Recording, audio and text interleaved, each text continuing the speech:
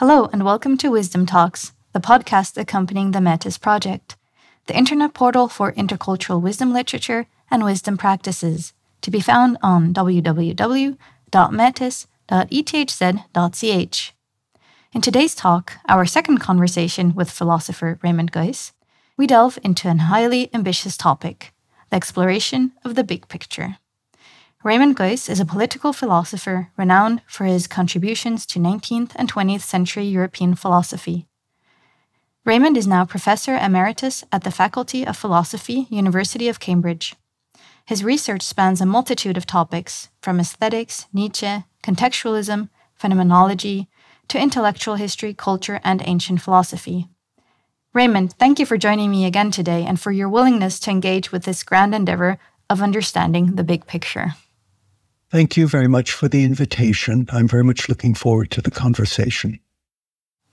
Also joining our quest for answers is Michael Hampe, Professor for Philosophy at ETH Zurich and initiator of the Metis project.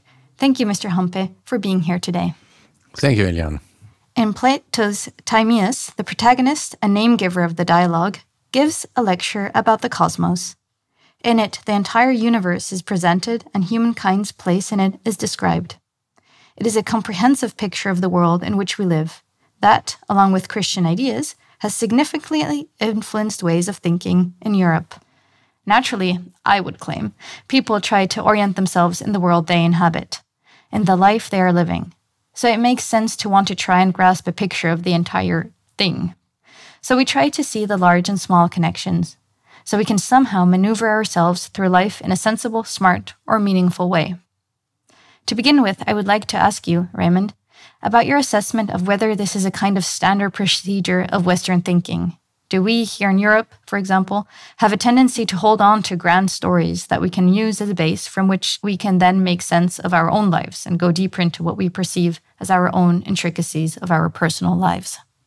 May I start by saying something about the concept of having a big picture? What does it mean to have a big picture? What sort of conception is that? And I think if you think of it, you can see that there are actually, it seems to me, three different things that tend to be identified in that idea of having a big picture.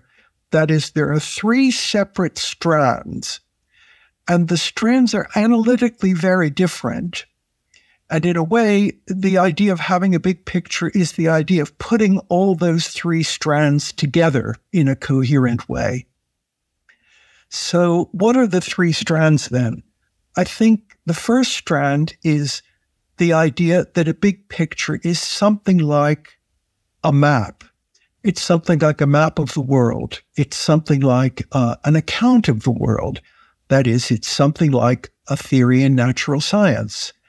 In natural science, we have small pictures, we have larger pictures, we have big pictures.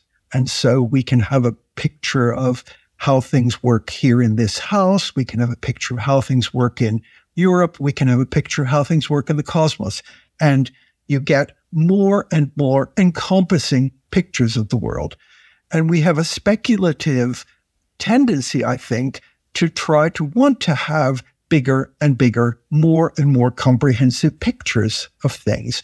And that's a speculative interest, which is perfectly legitimate and which finds, in a way, its ultimate realization in natural science. You know, the natural scientists want to get big picture in that sense. Stephen Hawking once said he wanted to get a theory of everything, having a theory of everything. So there's one dimension, which is a kind of cognitive, speculative, theoretical, scientific aspect. And speculation should be free. And of course it should be free. And we should try to get as all-encompassing a view, a picture of the world as we can, and we want to get it. And we know in the philosophical tradition how to approach that, more or less. We look for one that's big, we look for one that's consistent, we look for one that's supported, observationally supported, theoretically supported, various ways. That's one aspect. Speculation, cognition, epistemology, science.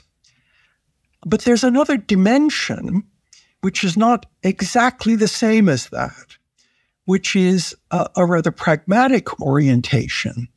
That is, I don't just want to know speculatively what the world as a whole looks like. I want to know what to do. And when I want to know what to do, very often I want to know what to do in a particular circumstance, in a very, very particular situation in which I find myself.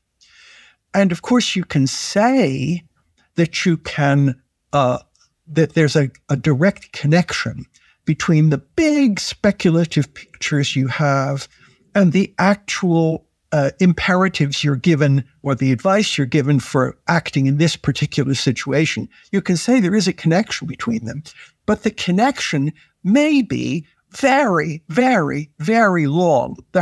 There may need to be a huge chain of argumentation from Stephen Hawking's theory of the cosmos as a whole to what I should eat for breakfast today. What I really want, in a way, is I want the speculation, but I also want direction, or at least advice. And traditionally, people have confused those two things and thought you can only have direct, pragmatic advice that's reliable if you have it connected to the big picture. That is a speculative claim. That's not an obvious thing. So there's this speculative desire that we have for cognitive understanding of the universe. There's the practical imperatives we have of getting out of the way when lightning strikes or not being run over by the car. That's a second dimension. But there's a third dimension, which is what you might call the dimension of identity. So there's a dimension of speculation, there's a dimension of pragmatics, and there's a dimension of who am I? And here I would appeal to this thought that you find in the French philosopher Althusser. He says, what worldviews do, a worldview isn't just a big theory. A worldview is a theory which engages in this action which he calls interpellation. There isn't any word for that in English, really. I don't actually know whether there's a word for it in German. But if I understand the term correctly, interpellation means I call you by your name. I identify you. I say to you what you are. And it's connected often with police context. Man muss sich ausweisen, in German. The police comes to you and you have to show your identification. You have to show who you are. You have to say who you are. And so there's a dimension of the theory telling you who you are and asking you to accept the identity that it gives you. So Christianity says to you, you're a child of God. That's what you are essentially. And you have to identify with that. And so I think that is a different dimension from the dimension of pragmatics and from the speculative dimension. And the idea that's taken hold in Europe is that those three things should be integrated. You should have a big theory, a scientific theory of the whole. It should be connected to how you should act, and it should give you your identity, tell you who you are. And I'm not saying that that's impossible. I'm just saying you should be skeptical and see that that is an aspiration. That is not an obvious thing. That's not a Selbstverständlichkeit. It's not something that goes without saying. Yeah, I have a terminological question concerning what picture means in this context. I've read a book by René Braque, a French historian who studied the ancient cultures in the Middle East. And if I remember him rightly, he says there are some cultures who have in their language an equivalent for the term world. And there are some cultures who just talk about the sun, the moon, the stars, the earth, the mountains, the rivers, but they never use a term that collects all these, let's say, entities together as the world. And there is another philosopher, Paul Feyerabend, who says in more or less in all of his books since Against Method that Parmenides was an evil philosopher, so to say, because he invented the term being, an abstract term. So Feyerabend seems to suggest that if you use very abstract and general terms like world and being, you somehow lose the connections for your concrete action, for what you call the second picture. If you want to orientate yourself when, say, to harvest something or when to cut the fur of the sheep, you have to know the calendar exactly. But you don't have to have a theory of the world for that. You have to know when the sun is where and when the moon is there and so on. So you need a concrete knowledge of cosmic events in order to orient yourself as an agricultural person, so to say. But what Feyerabend seemed to say is somehow we went mad by thinking there is a theory of totality, which is not just a theory of the moon, the sun or so, or even a theory of being. So what do you think about this idea that pictures can be more or less abstract or more or less concrete, that they can be just an aggregation of what we find in the heavens and on the earth, and that they can be, like Hawkins, just a formula where you not even know, if you are not a mathematician, what the formula is about? Yes, that's of course the one of the most important questions. Growing up as I did, I grew up reading Heidegger, and as you know, there's a famous essay by Heidegger in Holzwege called Die Zeit des Weltbildes, in which he says it's only at a particular time in Western history that people begin to have the idea that there could be a picture of the world. And the pre-Socratics didn't necessarily have a picture of the world. The idea that you could have a single picture of the world is an achievement. It's not something we can.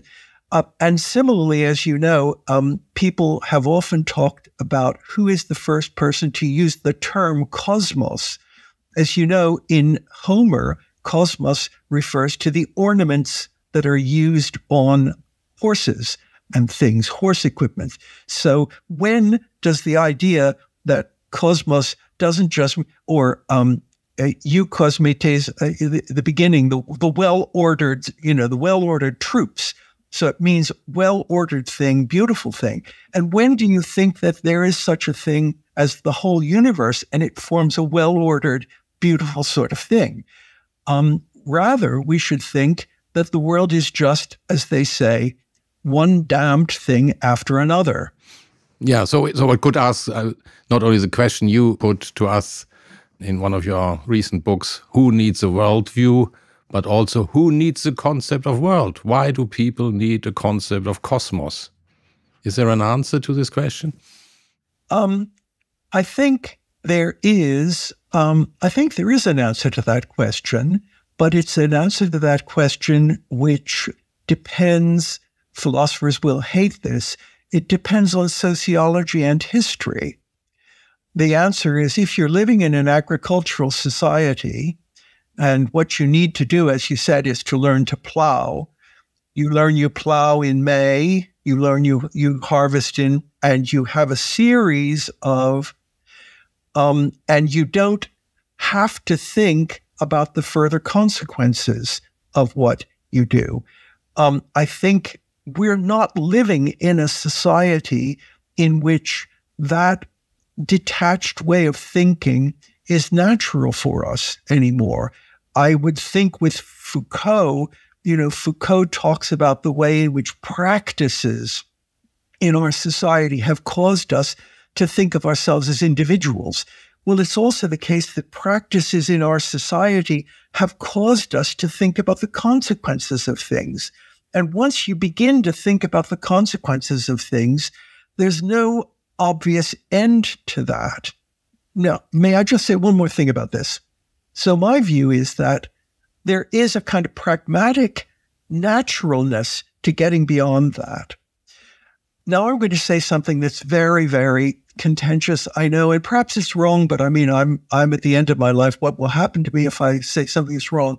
I was always taught that Gödel had actually, the right way to interpret Gödel was that you couldn't have a theory of everything. That if Gödel was right, Stephen Hawking was wrong, because Gödel shows that you cannot have a theory for elementary arithmetic that is consistent and coherent if you allow it to satisfy certain further specifications. Now, if you can't have a theory even of elementary arithmetic that is consistent and coherent, a fortiori, you're never going to get a theory of the world as a whole that is coherent and consistent. Now, that was the line that was always taught to me when I was an undergraduate, that the idea that you could get a single, unitary, consistent view of the world was a human aspiration that we had, and it arose out of various reasons, sociological and historical reasons. But we could also see, and Gödel had shown, that that was an aspiration we needed to treat with great, great suspicion and great, great skepticism. And therefore, it was better to think about these things pragmatically. Maybe I can jump in here and actually ask, because you talked about cosmos, world. Now, if you think about nowadays, which you also alluded to, there's often talk of universal structures. So universal rights that we want to talk about, things that all the different countries and the different continents should agree on. And this in itself seems like quite the endeavor also. And I wanted to ask you maybe if you could explain a bit more what this universal concept, maybe in terms of worldviews, also means nowadays. Yes, of course, that is one of the main problems of contemporary politics. And there, I would say, too, we think of truths as things that are out there to be found. Vérité à trouver. They're there, up there, and we find them. And so is there a truth, which is that there are universal values, or is there no truth? And I would tend to say, well, one shouldn't orient oneself in these things around the idea of a vérité à trouver.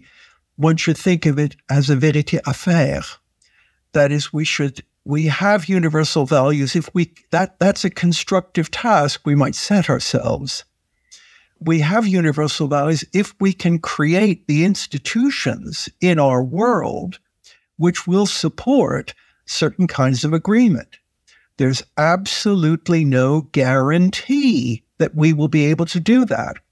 The idea that there are or are not universal values out there, the point of that, I take it, is to give us a guarantee.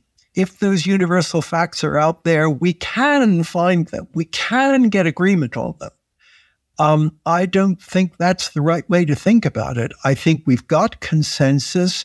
We have the consensus we have. We have good reasons in many cases, not in all cases, to seek consensus. We don't seek consensus with everyone. We didn't seek consensus with Hitler. That's not appropriate. It's not appropriate always to seek consensus. That's a contextual matter.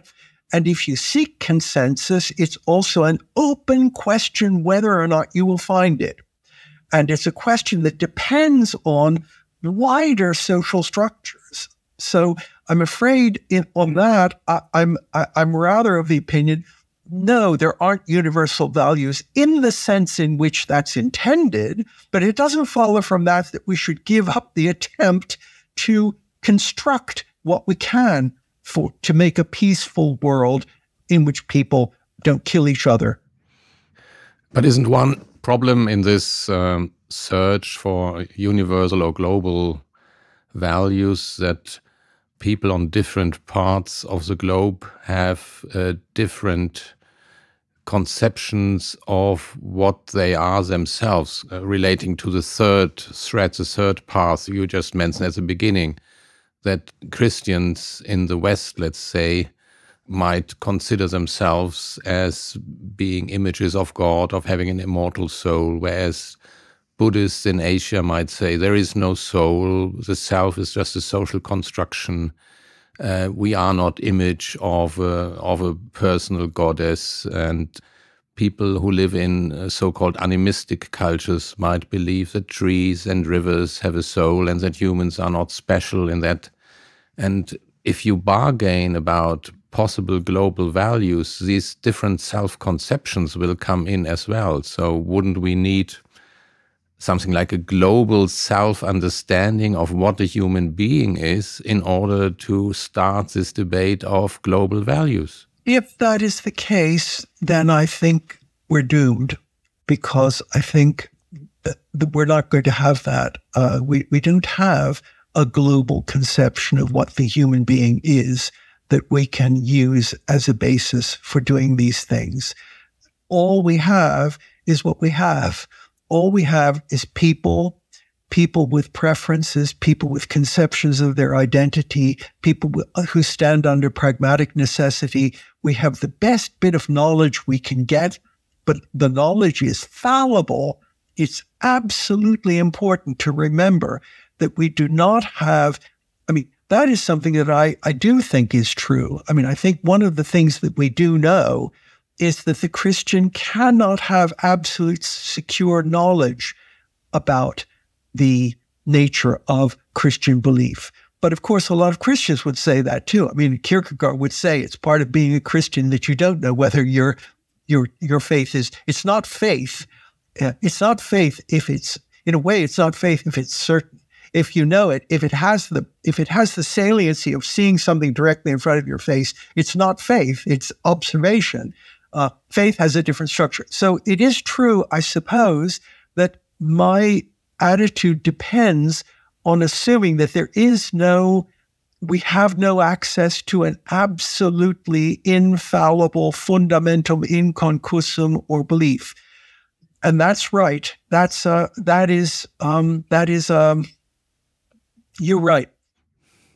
Yeah, what I meant is that these self-images are in a strange and difficult to understand way intermingled with, mixed with values that you believe you might not be allowed to pollute the river because the river is inhabited by a holy creature. You might not be allowed to cut this tree because this tree is a holy tree, whereas the other tree is not a holy tree.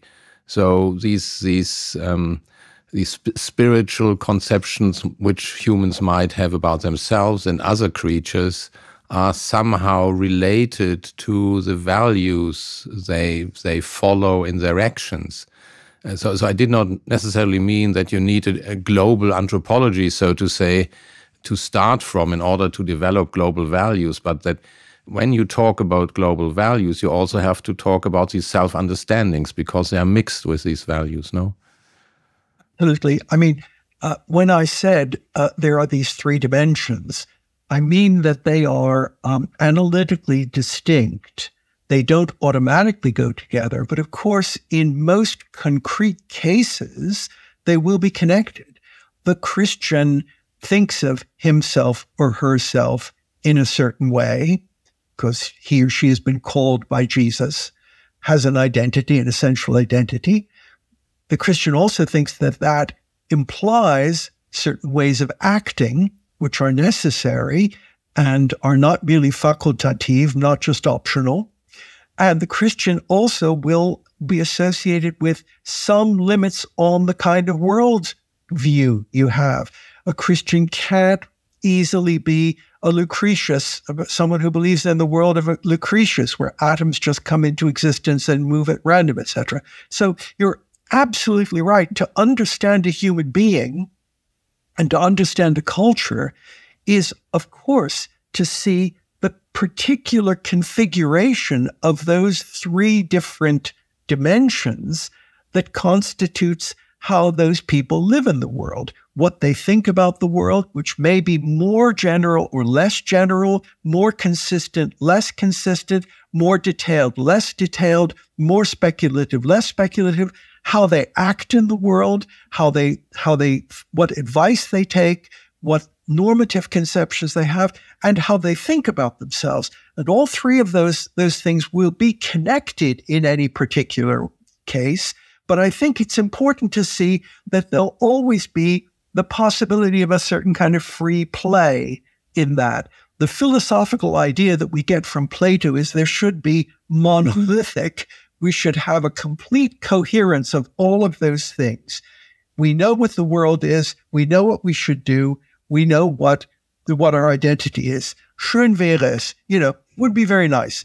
That's not the way the world actually operates. And so I think one has to be aware, as I think you're saying, both of the analytical distinction between these things, the room there is for flexibility between them, and yet the attempt that people make to put them together and the ways in which, in particular cultures, they are connected.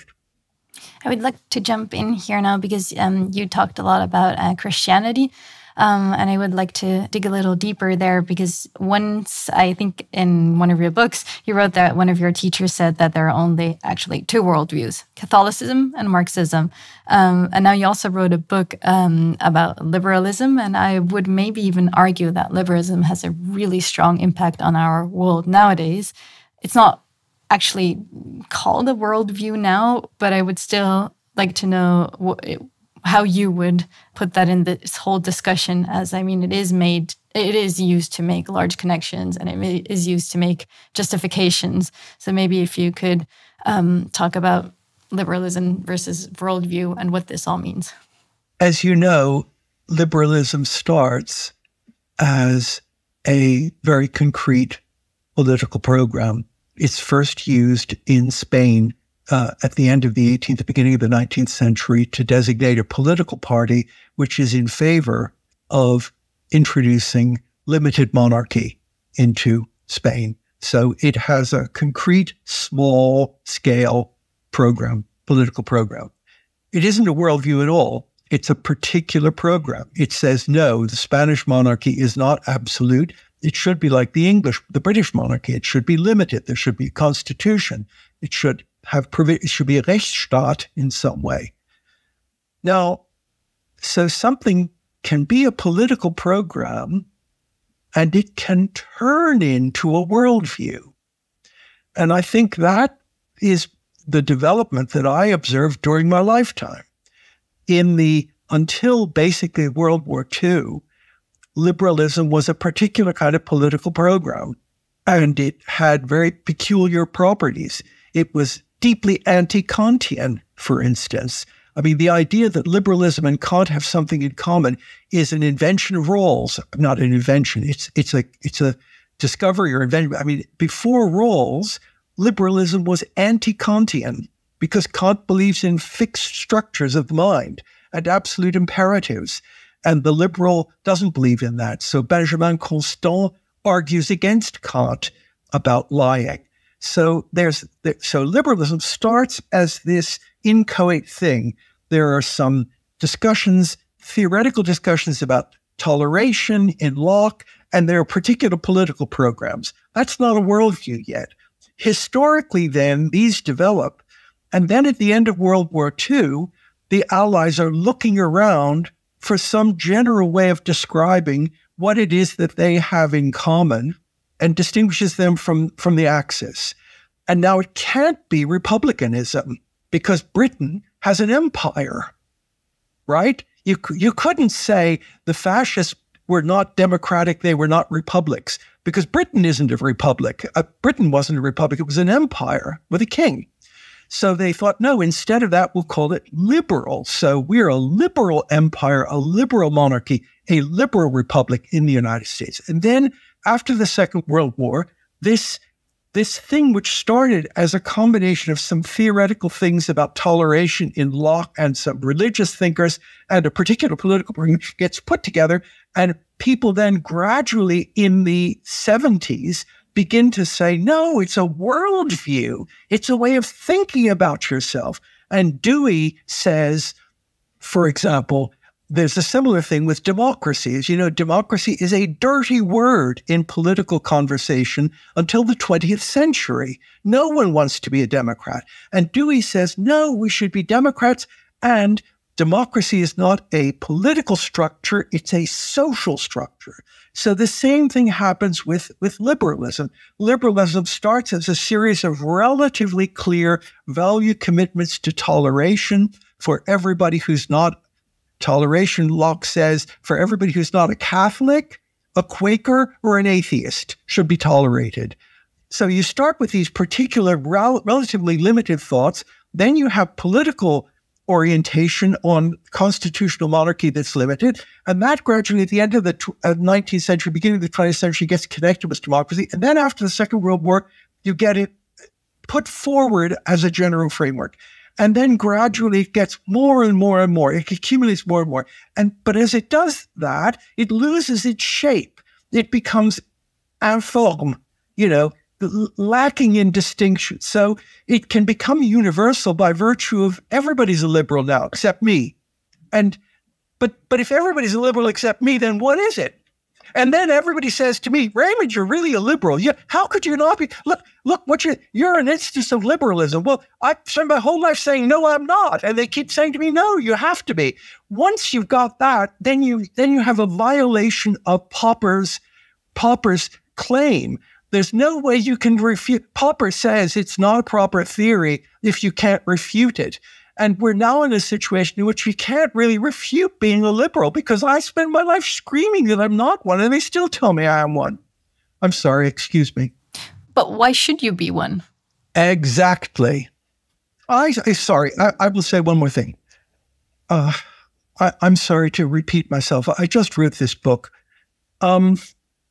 Liberalism has no monopoly on many of the virtues that it claims for itself. The virtue of toleration was around before liberals ever got their hands on it. The Edict of Nantes is not a document that represents liberalism. And opposition to cruelty is there in Seneca, in the ancient world. Buddhism has clear conceptions of the necessity for compassion for people. Liberals say, we're the only ones who can ensure toleration, peacefulness, a lack of violence, lack of cruelty. Well, I'm afraid I don't agree with that. I think you can be a person who is in favor of the greatest possible toleration of people. You can be against cruelty. You can be in favor of talking to people. I don't think that dialogue is a bad thing. I just think it's not an Allheilmittel, it's not a panacea. You can't solve everything with dialogue. Now, so I would say, if you're thinking about liberalism, please be historical a little bit and be anthropological and see that many of the things liberals believe in are very, very good. It's good not to torture people for no reason. It's very good. But that in itself thinking that it's bad to be cruel doesn't make you a liberal. It just makes you human. I have a very superficial knowledge of the history of liberalism, but to my understanding, liberalism as a worldview is also connected with the idea of individuals having a free choice on a market, and that you should somehow accept the free will of individuals.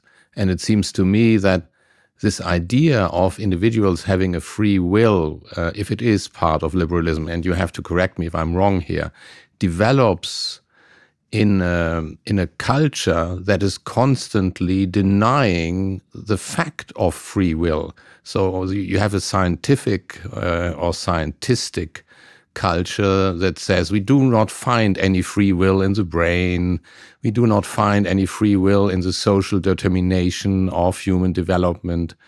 So free will is just a fiction of some philosophers. But at the same time, it seems to me that the market part of liberalism presupposes a self-understanding that we have a free will. So isn't the worldview of liberalism flawed at this point? I think there are three essential things about liberalism, and then there's a fourth one which is problematic. One is, you're absolutely right. It's associated with a certain sense of the sovereignty of the individual. The individual is a person who knows his or her own mind and can freely decide, and is an informed person, and who knows what he or she wants and can act on that. That's central to liberalism. Second, liberalism is a theory about the power of discussion and the preferability of discussion over other more forceful ways of dealing with the world. And third, liberalism is associated with a certain set of virtues, so toleration, etc. They're the three things that are absolutely central for liberalism. Then there's a fourth one, and there with the fourth one, I'm on your side of this, but I will simply announce that there is a large discussion about whether liberalism is or is not connected with the notion of the free market and the capitalist market. I myself think it is. I think it doesn't make sense without that. But I'm greeted with howls of execration when I say that, because then people say, oh no, you've confused liberalism with neoliberalism. Neoliberalism is a theory of the free market. Liberalism is not the theory of the free market. I think that's not convincing for a number of reasons, but that's a long discussion to go into. But if I can try to focus on what I think is behind your question, I think you're right. It's hard to see liberalism as a worldview surviving either being a Buddhist and not thinking you have a self at all, a fortiori then no free will. It's hard to survive sociological views about the fact that the informed consumer never exists. And in fact, most of the beliefs I have, I've acquired from other people on the basis not of investigating them at all.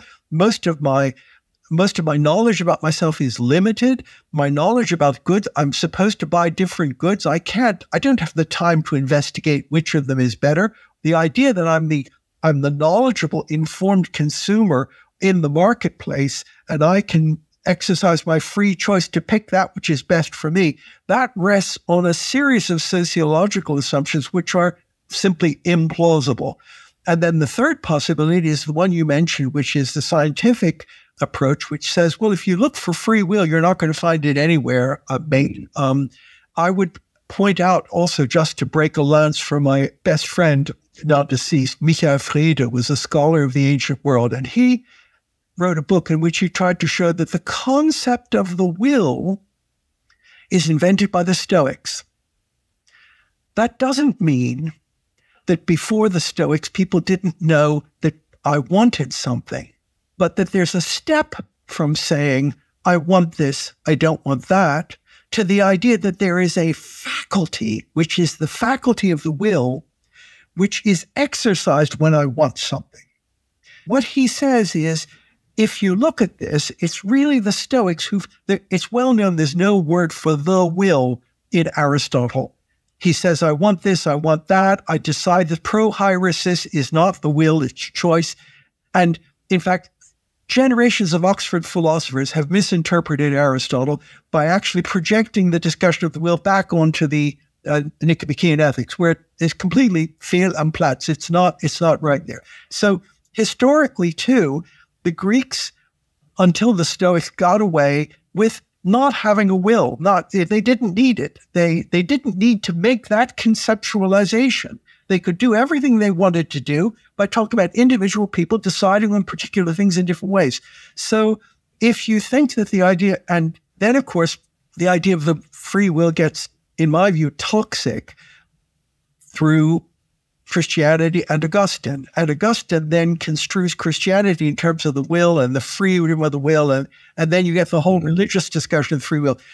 You can dispense with all of that, in my view. You can actually go back and try to think about the world in a way that is more differentiated, and which you see the scientific facts about how we act, the social facts about how we act, the philosophical ways about how we act, and you can just dispense with some of these traditional fictions. Now, it seems to me that all these things that you just explained and the different forms of worldviews that we just looked at now, this seems like an impossibility. If you want to have worldview together with something as a concept of free will, this seems impossible. And also nowadays, and I'm trying to make the link now to social media, I mean, you even call the people who you are following, you call it followers and influencers, which seems very problematic to me. And they're constantly, you're told that you have your own choices and we're supporting you to do your own choices. I'm just showing you ways to do it. This seems very much going to what you just explained, that there's very much a specific push into what you should think is a free will. What do you think? I experience it in the political realm. What do you do if all the political parties offer you no choice on things that are important for you? During the war in Iraq, I, with 2 million other people, demonstrated in the streets in London, the biggest demonstration in British history. 2 million people. There were demonstrations in other places too. That had no effect. The Labour Party supported the war in Iraq and the Conservative Party supported the war in Iraq. What choice did I have? Which one should I vote for? That's the archetypical situation. The archetypical situation in the current world is choice between two things that are not actually different, or choice between things in which you have no way of telling which one is good and which one is bad. If I'm offered 25 different kinds of computer, I don't have a chance in hell of making an informed decision between them because they're all so complicated. I forget what the technical term is for it, but the amount of time and energy you would have to invest to inform yourself about one of these decisions, which computer to buy, stands all out of proportion to the actual value of the thing you're going to acquire. And while in one case it might be appropriate to do that, you can't lead your life like that. You can't lead your life going through the world, choosing things. The other example that I give is the National Health Service. As you know, we have a National Health Service here which treats everyone free. And the Tories are trying to introduce choice. You should have choice in your medical. I don't want choice. If I break my leg, I want someone competent I want someone competent to set my leg. I don't want to have a choice between different doctors. In medical circumstances, I want a general level of competence and I want reliability. The idea that I should have choice there just is a completely inappropriate thing. Or in education. The assumption of education is that the people who go in as pupils aren't yet informed. How can a child make an informed choice about education when the assumption is that the child only becomes educated at the end of the process? So if you begin thinking about the world in terms of this liberal idea that we're all consumers in the marketplace and we're informed consumers and we know what we want and we have knowledge, it does not represent social reality as I encounter it in any respect. But perhaps what you just said might be a symptom of comprehensive worldviews in general, coming back to the Gödel problem, that in comprehensive worldviews you expect that the self-image of the people who produce these worldviews are also part of the worldview. So that, let's think about a scientist, a neurologist who goes into the lab in order to show that brain activities are determined. If you talk to him and ask the brain scientist, are you entering the lab by your free will or are you determined in your research?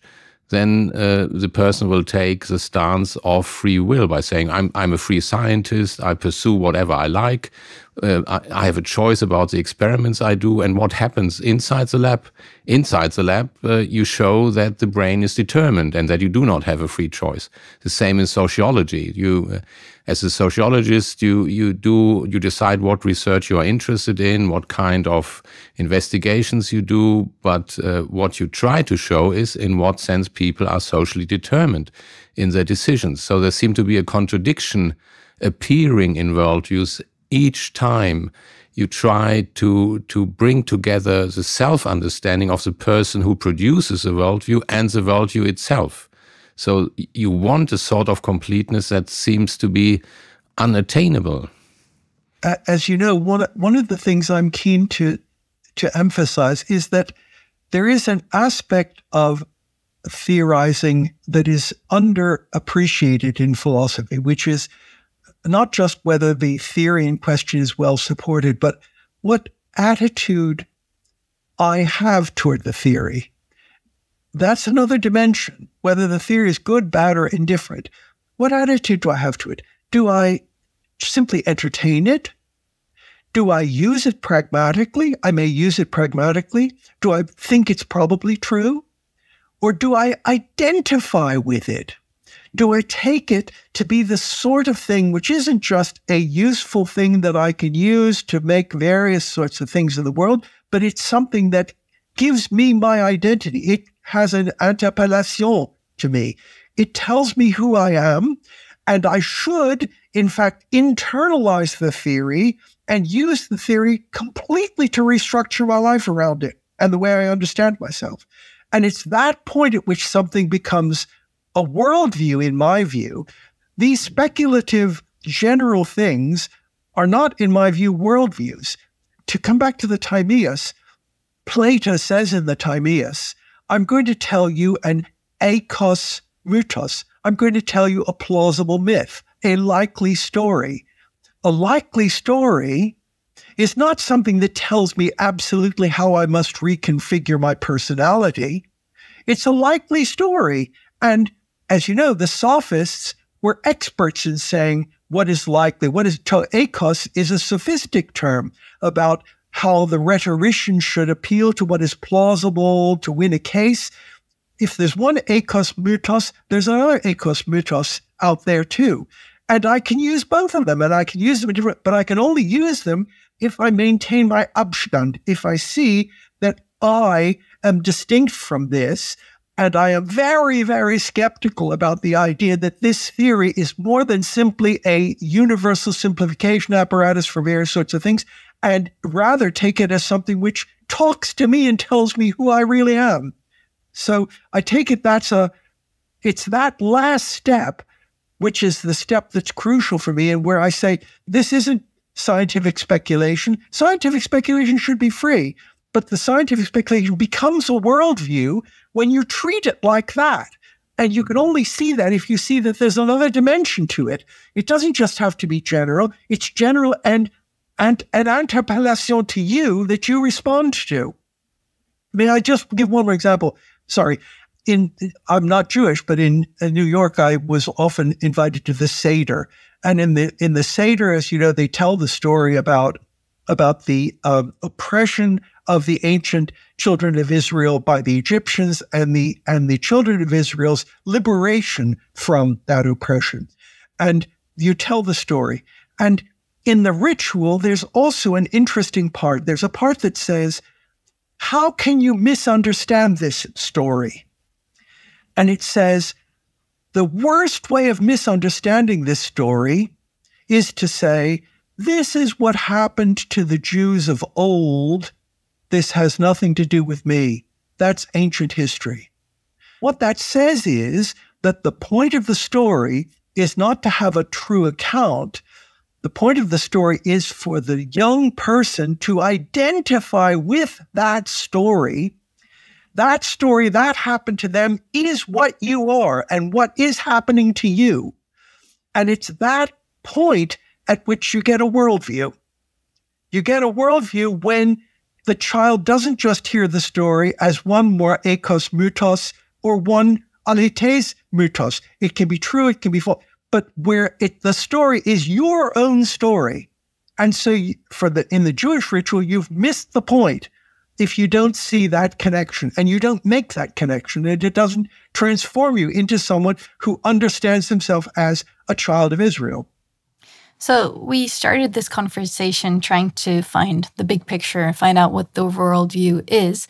But ultimately, I think what this all showed is that we're trying to find ways to identify ourselves. Also with the example that you just gave us now. And time is running out again. And so as a last question, I would like to ask to bring this all together also with the goal of the Metis project is that we're trying to always in all these talks also find a bit how do we navigate through life, right? And so we're talking about identification. And I would like to ask you, how would you use different kinds of philosophy in this sense to help us navigate through this world full of worldviews? How can philosophy help us keep a clear head, in a sense, and try to figure out our own paths? Philosophy, history, anthropology, they all have a role to play. We are living in a complex world in which we're under lots of imperatives, and we have a lot of ideological offers for us. Liberalism, nationalism, various sorts of things. And I think we have to learn as best we can to navigate our way through the world as we see it in the context of understanding the attractions and the limitations of these various offers and the ways in which they are compatible with each other, the ways in which they're not compatible with each other. And I think it's a very, very big mistake simply to identify oneself with one of them. One has to maintain a certain kind of distance. Now, people will say that's an artifact of my situation. And it is an artifact of my situation. I'm a very privileged old man here. I have a pension. I don't have to work. I can afford the luxury of being speculative and looking at this. But I think that this is the way in which many people in the world will increasingly have to think about themselves. Does it mean that instead of having a worldview, you stay a skeptic? You can have many.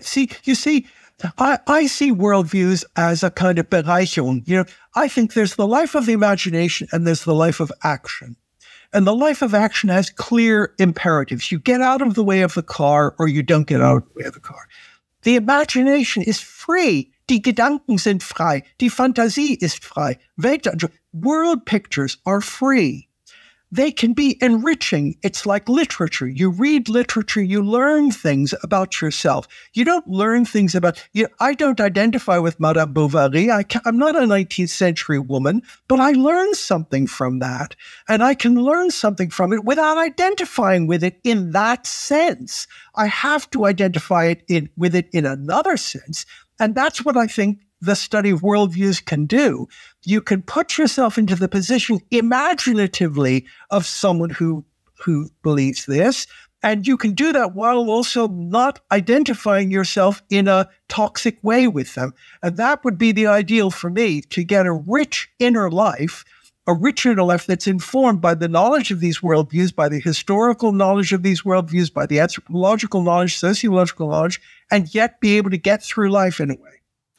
This, I think, is a very good ending thought. So we should engage with our imaginations, engage with the world, and try to navigate through all this as best as possible, but staying critical, but also imaginative. I think this is a nice combination to hold on to. So at this point, I would like to thank you both for answering these difficult questions about big pictures and worldviews. Yes, thank you very much. Thank you. Thank you. Thank you. At this point, I would also like to thank our listeners for joining us today and invite you to follow further Wisdom Talks, as well as to curiously plunge into the multitude of texts and further podcasts that can be found on our website, www.metis.ethz.ch, the internet portal for intercultural wisdom literature and wisdom practices. If there are any thoughts, insights, or ponderings that you would like to share with the Metis community, we encourage you to do so. You can find more information about this and about today's podcasts in the show note below. Thank you very much for listening, and goodbye. This Metis Wisdom Talk was produced by Martin Minich and supported by ETH Zürich and the Udo Keller Stiftung Forum Humanum in Hamburg.